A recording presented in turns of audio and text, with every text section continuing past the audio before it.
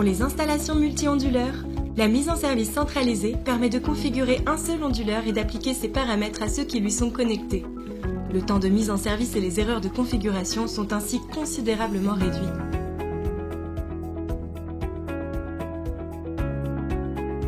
Une fois que vous avez terminé l'installation des onduleurs, ouvrez Setup et terminez l'activation et la mise en service de l'onduleur Leader.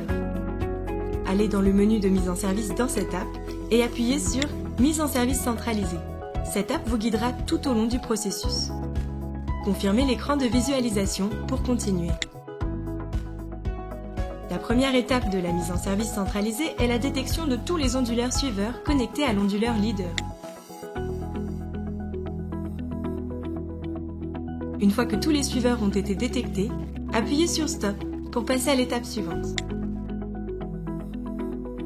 Lorsque le processus est terminé et que tous les onduleurs suiveurs ont été détectés, appuyez sur Continuer. Continuez le couplage automatique. Notez que pendant le couplage, les modules PV présentent une tension élevée et les optimiseurs de puissance ne produisent plus une sortie sûre. Ensuite, scannez, connectez-vous et téléchargez la dernière version du micro-logiciel sur chaque onduleur suiveur. Vérifiez également que l'interrupteur marche arrêt et l'interrupteur DC sont bien sur ON afin que le couplage automatique puisse être effectué.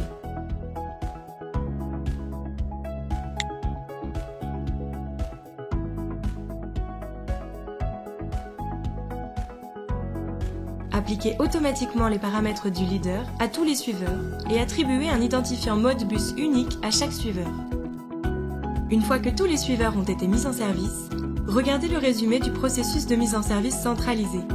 La liste des onduleurs mis en service avec succès présente tous les onduleurs pour lesquels les configurations ont été appliquées correctement et pour lesquels le couplage a été initié. Pour chaque onduleur, le nombre d'optimiseurs de puissance appariés sera présenté et mis à jour en temps réel à mesure que le couplage progresse.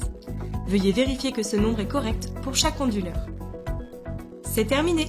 Vous avez achevé la mise à jour du micro-logiciel, la configuration, le réglage de l'identifiant Modbus et le couplage pour tous les onduleurs suiveurs connectés.